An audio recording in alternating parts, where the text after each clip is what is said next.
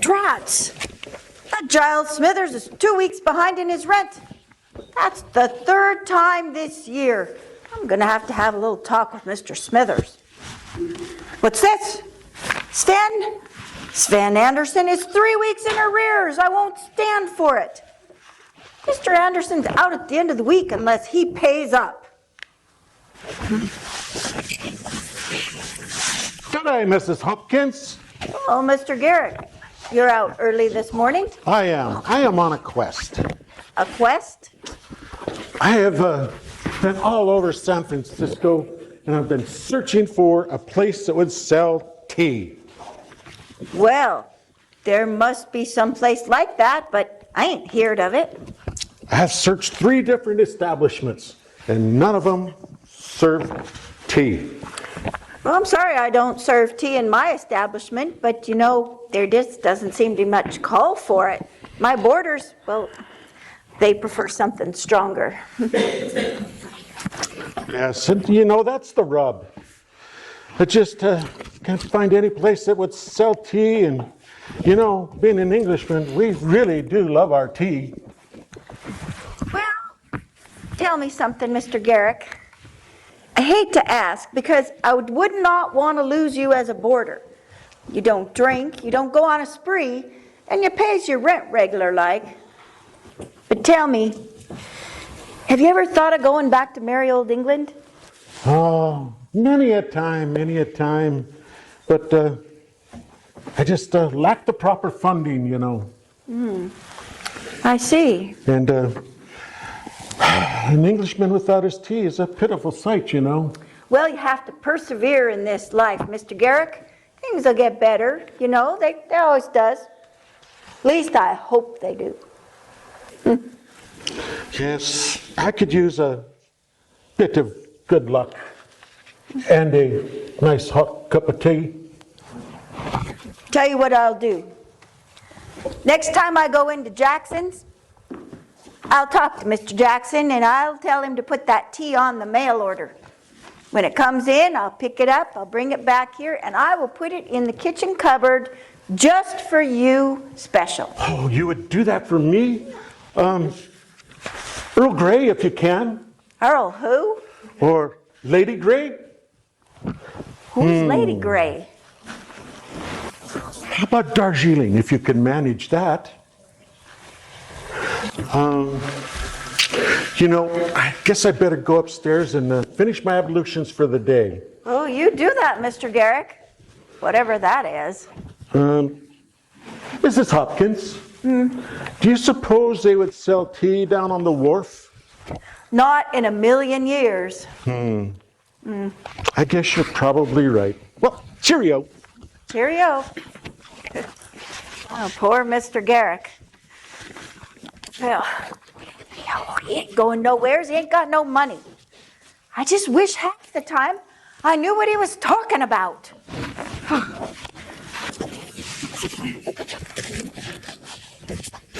Well, bust my britches and grab my heart. This old place ain't changed much at all. Why, is that you, Mr. Logan? Miss Logan, at your service. You must still be Mrs. Hopkins. Well, I am still Mrs. Hopkins. Welcome back to San Francisco, Mr. Logan. Did you need a room? You betcha.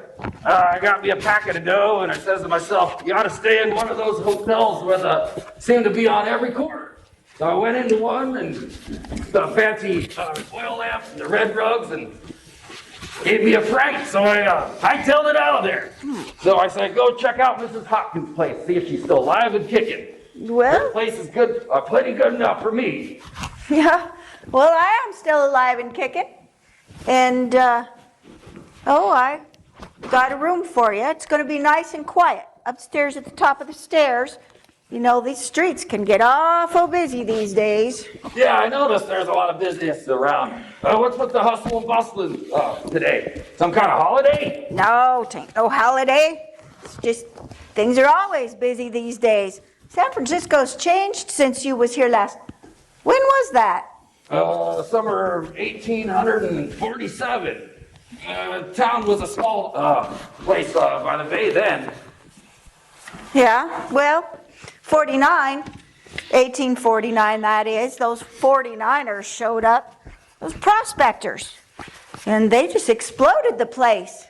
Why, just here at my place, I've got 2 from Sweden and 1 from China. I've got a Spaniard, 6 Mexicans, and then I have a real nice feller from merry old England. They all come here looking for gold. You don't say, but what are they doing in Frisco? All the gold's up in Nevada's in Coloma. Well, they knows that, but they 6 months up there and didn't find nothing.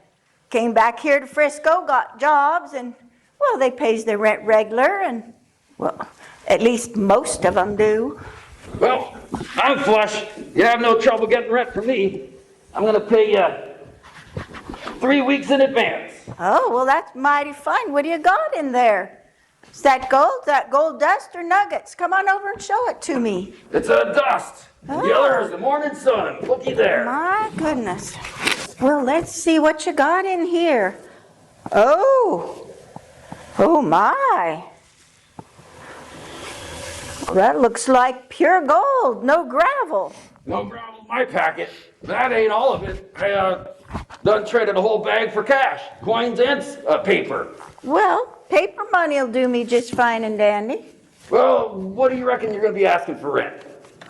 It's $2 a week, but you know that's gone up from the last time you was here. Oh, no worries for me. All right, well that $2 includes breakfast and supper. All right, well, let me go get me some paper money. You know those bills there got there from the fella at the exchange, so you know they're the genuine thing. Well, it's nice that it's genuine, but you know, I trust you, Mr. Logan. There's so few people in these days in San Francisco that you can trust. Well, there you go. There's 2 for this week and 4 for the next 2 weeks. Oh, well, that's just fine. Thank you very much.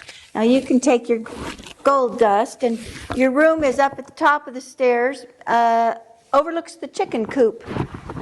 And, well, I should tell you about breakfast. Breakfast is at 7 and supper's at 6. Well, I probably shouldn't be late, huh? I usually never am late for grub. Well, that is true. I don't remember that you was late before. No, of course not. You still make those muffins with the corn inside? Oh, I do. I make those corn muffins, but you know better than that. I got me a pail of blueberries yesterday. Be making blueberry flapjacks for breakfast tomorrow. Oh, bust my britches and tickle my whiskers.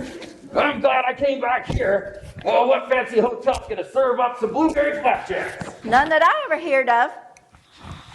So, Mr. Logan, you made yourself a pile up there in the Nevadas, did you? Sure did. The fellows up there, they were out wandering around like lost puppies, mining here, mining there, getting nothing but God's good earth. But when I found my claim, I actually studied topography, surveyed the land, took some time before I actually started in with my pickaxe. And that's when you found the gold? Not quite. So what happened? Well, I hit granite at first. Worst rock you can go up against.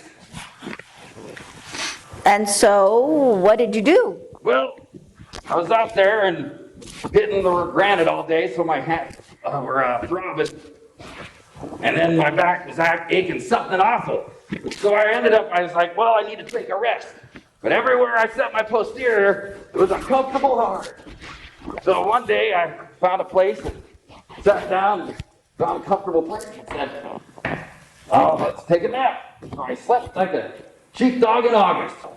So when I woke up, I said, Logan, this is this off the spot place here, if it's good for your hindquarters, is my kind of rock. So I started in with my pickaxe and struck gold the same very day. Well, you is some kind of genius, Mr. Logan. Well, indeed. But for near 3 years, I had to sit wherever was good for my rock. I sat back and enjoyed the spoils.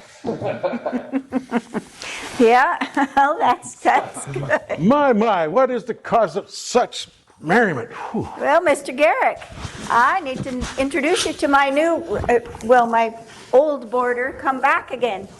Mr. Garrick, this here be Mr. Rufus Logan. Ugh. Mr. Logan, this here be Mr. Garrick. Jasper Garrick, no relation. Relation to what? Well, the actor Garrick, David, long before my time. So, you recently, so good of you to come here to Mrs. Hopkins's establishment. Yeah, well, after being out in the mining camps up there in Nevada, I could use a soft bed and a goose feather pillow. Could use a lot more than that, I think. Yes, so you're recently from the goldfields then? Yeah, I did pretty well. I worked in gold mines for near 3 years until they went dry. And then I said, Rufus Logan, you're somewhat of a rich man now. So I go back to Frisco and enjoy the easy life. You know, I went to the goldfields myself and searched the golden land of promise and nary a nugget or dust to my name. So I came back here to Frisco. Mr. Garrick works in a bank. Yes, where I see lots of gold dust and lots of nuggets, but unfortunately none of it's mine. It's kind of disheartening, you know. Well, you're better off staying here with bunking up here at Mrs. Hopkins' place, because some of those mining camps could be knock the stuffing out of you. I actually saw a prospector knife a man over a game of poker. Then so I insisted on seeing the gold before I play any blackjack. So, but sometimes we didn't play for gold. We played for a pocket watch, a wedding ring. Oh, one time we actually played for a bag of tea. Tea? Indeed. Oh, but I'm not much of a tea drinking man. But up in Nevada's, it's worth a pretty penny. Did you win? Oh, yeah, sure did. 20 points. 3 times in a row. Do you still have it? Have what? The tea. Sure. I was gonna try to sell it, and I forgot about it. But I got it here in my pack. Oh, Mr. Logan, I'm not a rich man, but I really would love to have that tea. I'm English, you know, and Englishmen do love their tea.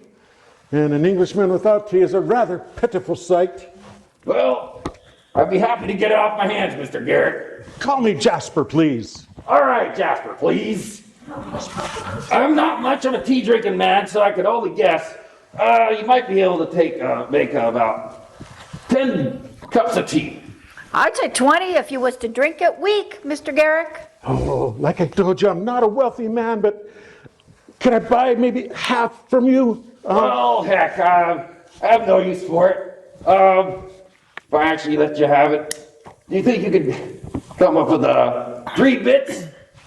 Could you manage that? That's a mighty fine price if I say so myself. He works in a bank. 3 bits, that would be 75 cents. Let me see if I got it here. Oh, let's see. Oh, there's a 25, there's a nickel. That's a sovereign, that's no good here. That's gotta go back home. Oh, there we go, 75 cents. Sold, here you go. Oh, Mrs. Hopkins, I could get maybe 20 cups of tea out of this. More if you was to drink it weak, Mr. Garrick. Oh, thank you. Well, here's your money, Mr. Logan. So, Mrs. Hopkins, do you Yes. suppose I could use your kitchen to make me a spot of tea? There's still fire in the wood stove. That kettle on the back still got hot water in it. Should do you just fine. Oh, thank you, Mrs. Hopkins, and thank you, Mr. Rufus. Thank you, thank you.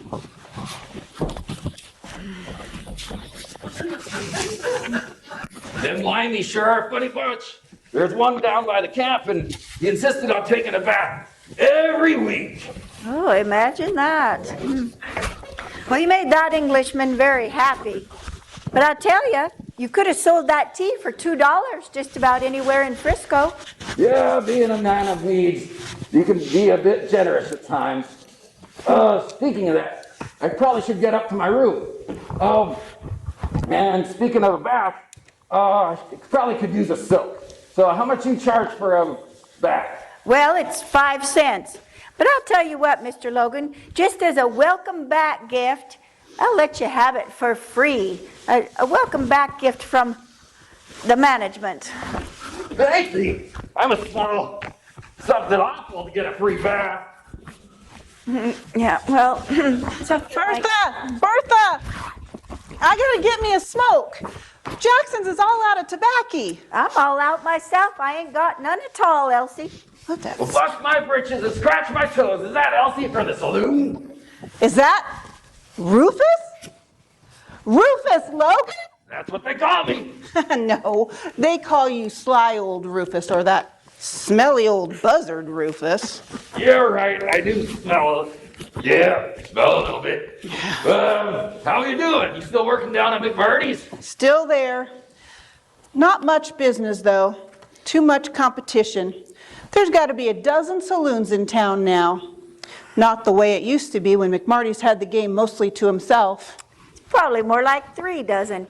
Tain't decent. Tain't. Well, does McMarty still water down his liquor? He sure does. Yep. We still dance. Oh, you're still dancing down there. And Oh, yeah. I enjoyed seeing you ladies in those fancy outfits. Only be 4 of us ladies now.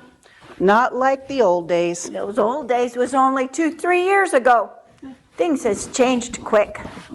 Hey, Rufus, did you find gold up in the Nevadas? Yeah, I sure did. Ooh. I did. After 3 years, I claimed I went dry and went out there working, and I made enough boodle to come back to Frisco and live easy. Oh, so how about you marry a nice saloon girl? A mature one who doesn't mind your particular aroma. Got anyone particular in mind, Elsie? No one. I was just worried about Rufus's welfare. Being rich and lonely can be pretty lonely. Well, I'm too old to get hitched. No, you're not. Remember old Doc Wilkins back in the day? Married that Sweeney girl from Mission Bay. She was 30 years younger than him. Oh, sure do. Yeah, died of heart failure on his wedding night, if I remember correctly. He should have knowed better. He was a doctor after all. Well, I'm too set in my ways to get married. I can change you for the better. I'm plumb sorry, Elsie. It's just as well. You still smell something frightful. Are you sure you're all out of tobacco, Bertha? That Spaniard bought every bit I had the other day. I got tobacco, Elsie. You do? You want to sell me some? Yeah, I don't got much use for it. I'll let you have it for 2 bits. That's a lot. 2 bits? Well, there's a lot of smokes in that pouch. You are one smelly angel from heaven. Here you go. And there you go. Sold to the girlie from the saloon. So maybe the next time I'm down at McMarty's watching you dance, you can toss me your garter. Sure thing, Rufus. I got to get back to the saloon now. We're rehearsing a new routine. You know, there's only so much you can do with 4 girls. I'll see you later, Bertha. Right, toodaloo. See you at McMarty's, Rufus. You betcha. You know, you could have sold that tobacco for $2 down at Jackson's. Yeah, I reckon I'm becoming one of them Billy Trampuses. I don't know about that, but I got to get back to my ledger. Your room's up number 9 up the top of the stairs. That bath at 3 o'clock? Sounds swell. I can keep on stinking till then.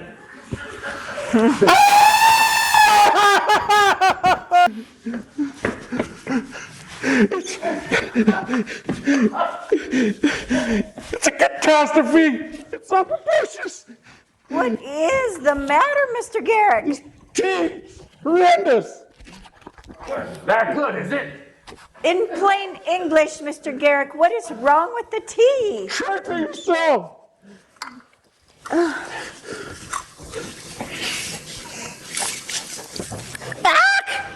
That's terrible. Did that fella sell me a bag of rotten tea? No. Tastes like tobacco. Tobacco? Let me see that pouch, Mr. Garrick. Just what I thought. It's tobacco. What? So what did I give Elsie? Probably the tea that you meant to give to Mr. Garrick. But my tea! Well, we'll get it back for you. Calm down. Where's my tea at, though? Oh, it's probably down at McMarty's. Unless Elsie's smoked it up by now. Smoke my tea! She ain't done nothing of the sort, Mr. Garrick. Now just calm yourself. Why don't you go upstairs and lie down? Get the tea back. I'll bring you a nice hot cup. How's that for you? Not very good. I'm breathing in a turbulent manner. Oh, my goodness. Calm down, Mr. Garrick. I'm feeling rather woolly-headed. Well, that don't sound good. I think I'll go up to my room. But please let me know when my tea is retrieved. We will do that, Mr. Garrick. You don't have to worry.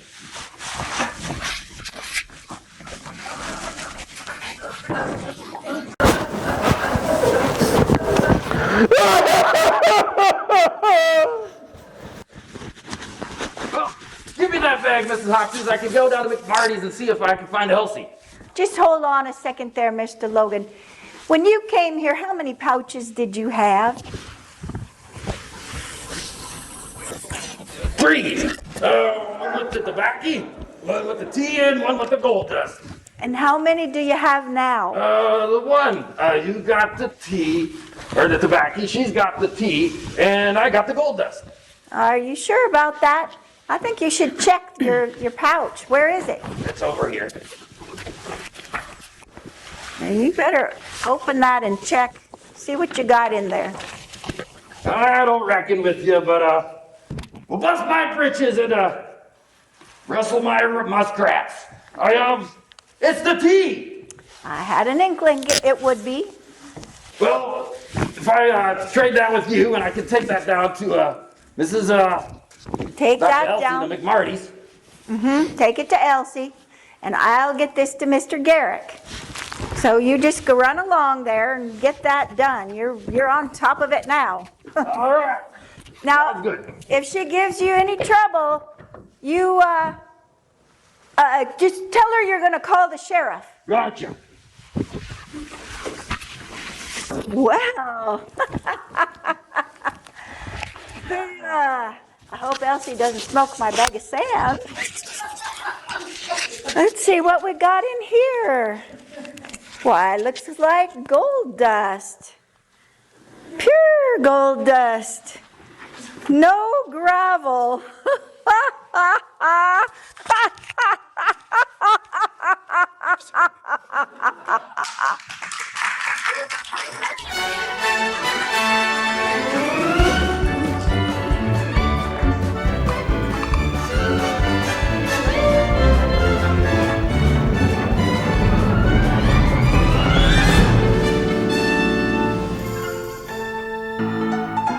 Swivel your hips, get on the ground now. Shimmy and shake and leave your troubles behind.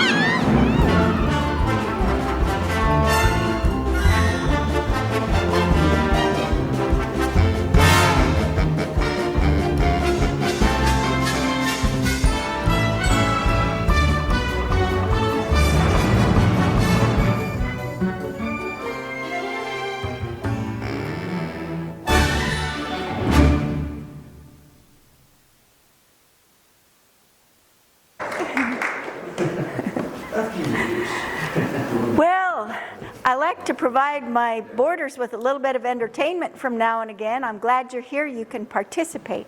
I'm play a few songs that are kind of from the era, and if you know the words, you can sing along.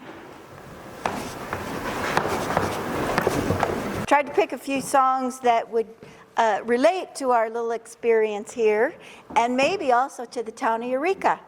So this first one, Sweet Betsy from Pike, that was a favorite with the California immigrants in the 1850s, which is the same time as we had up here. Carl Sandburg wrote that it has the stuff of a realistic novel. It is droll and don't care, bleary and leering, as slippery and lackadaisical as some of the comic characters of Shakespeare. So if you don't know this song, Sweet Betsy and her boyfriend, Ike, were headed to California, and everything bad that could happen happened. And they had a tough time of it, and eventually he says he's going to go back to County Pike, and she says if he goes, he's going by himself. She's not going all that way back. So this is Sweet Betsy from Pike.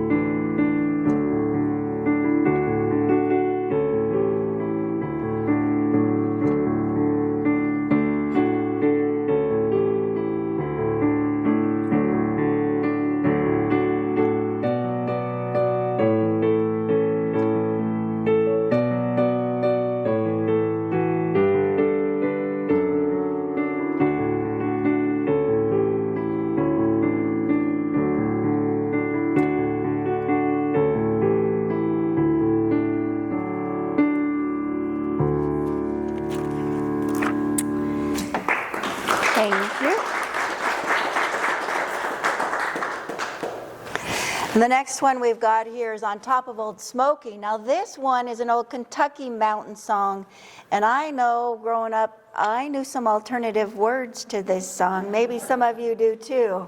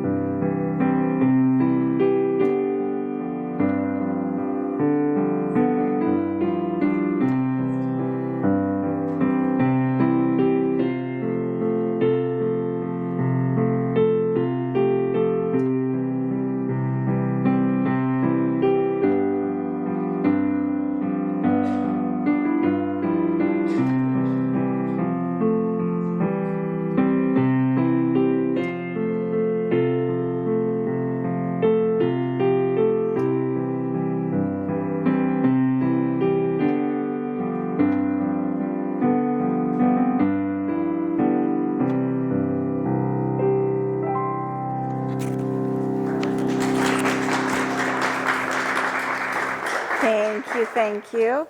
Now, the Red River Valley, believe it or not, started off as a New York song. It was in the Bright Mohawk Valley. It spread through the South, and the cowboys in the Red River country changed it to the Red River, and it became a favorite cowboy song. Well, you might know or remember that there was a Deemers and a Peltier that brought cattle into this valley back in the 1880s. So I threw in a couple of cowboy songs here. Red River Valley, again, sing along.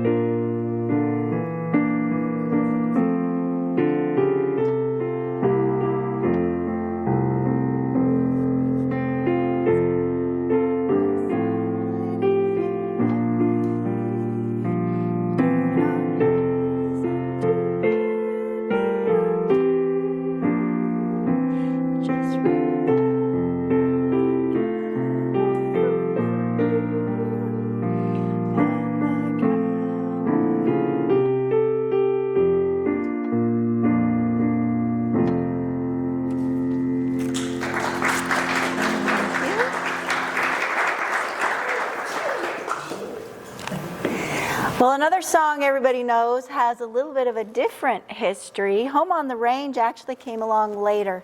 It wasn't until 1911, and it didn't catch on until there was a group of reporters that sang it outside of Franklin D. Roosevelt's home when he was first elected president. That's when it caught on. But everybody knows it. It's a good Western song, so let's do Home on the Range.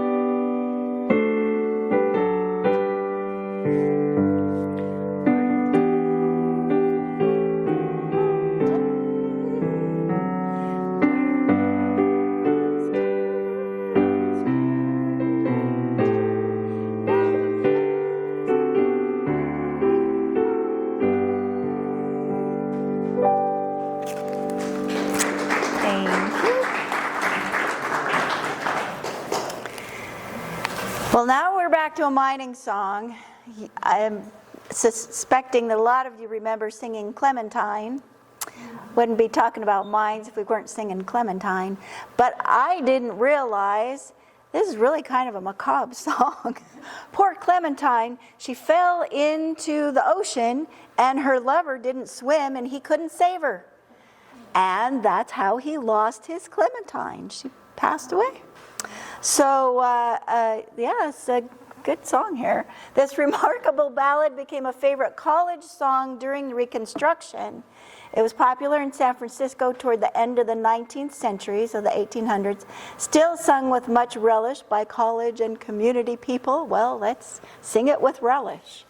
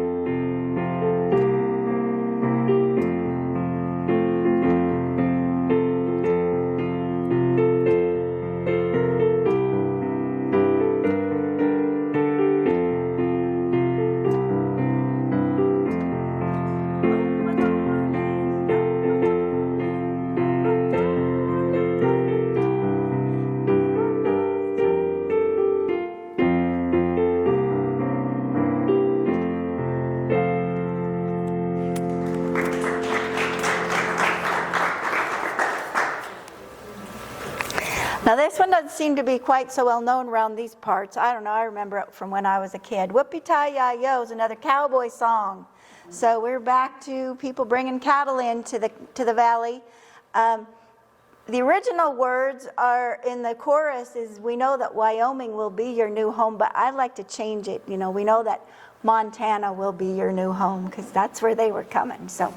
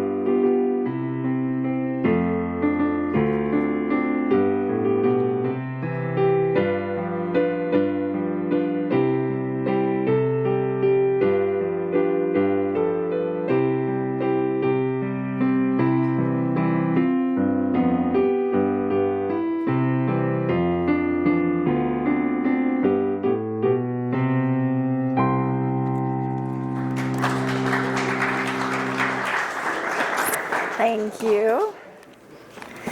Well, the last one, I saved this one till last, is Oh Susanna.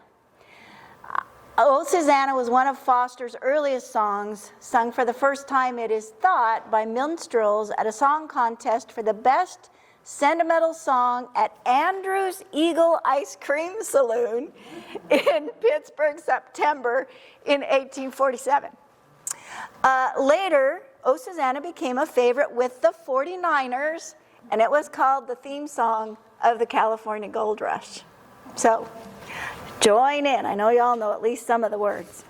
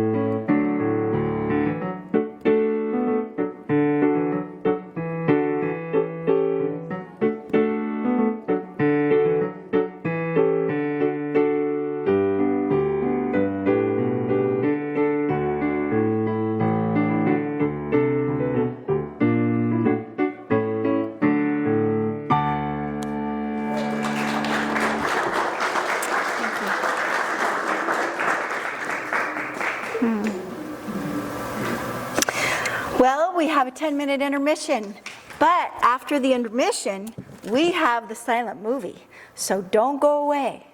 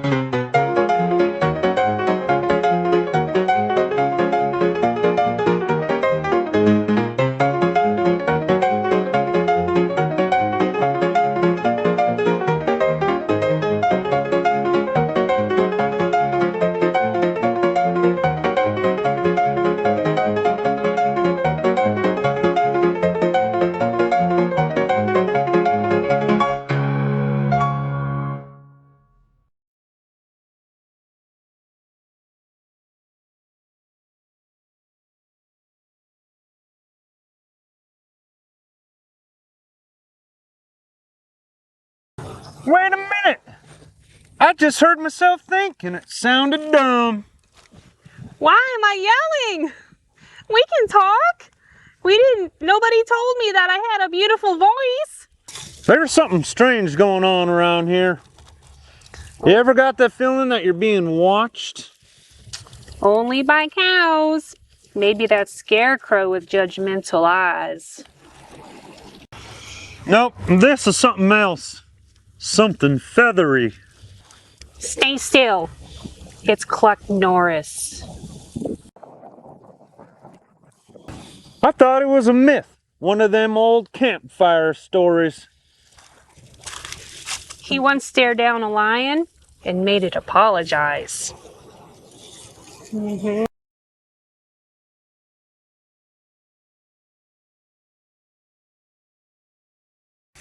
Uh-oh! You offend him somehow? I thought he was a hen and clucked at him instead of crowed. You fool! How could you make such a mistake? I'm from the city acting like a cowboy. Does he want a duel? Yep. First peck at high noon. Good luck. I don't want no trouble, bird. Last time he took down a whole gang of bandits just with a lasso and a stare. I think I just got pardoned. I think that's the highest honor he can give. Wobbly! Are you sure you picked me out of love? Let's just say you're easier to catch than gold and slightly less dangerous. I knew you weren't a real cowboy ever since you used a spittoon as a soup bowl.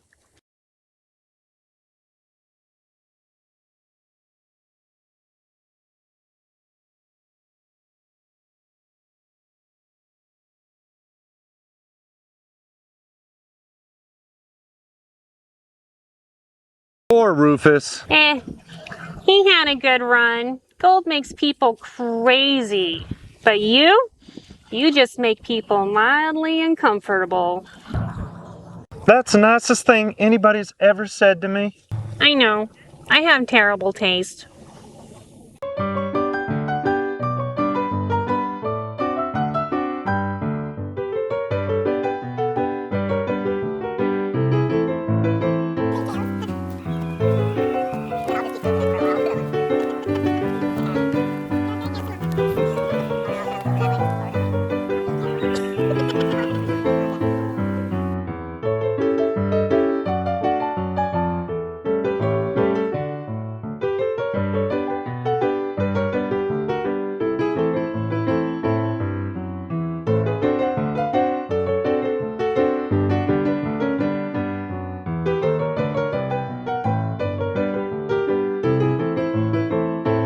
Everybody just give me some good, quick expression. Mine's rage. Easily performed. Judy first. Okay.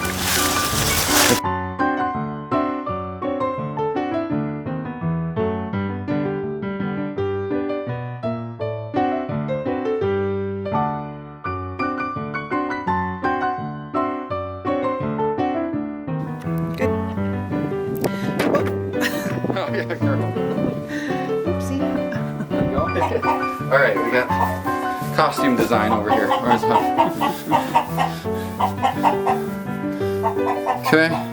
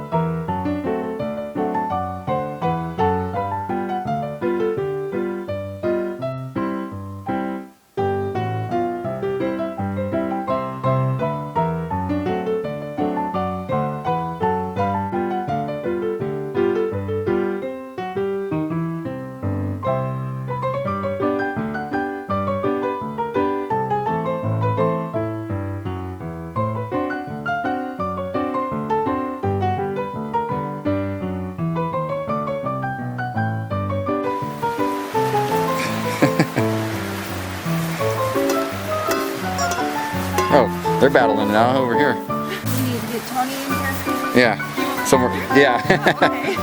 This is your. Supposed to be sisters. We'll go that one. He's mine, ladies. I don't think so. I gotta get me some gold. And we'll go like that. All right, that's good. All right, we'll get in the middle.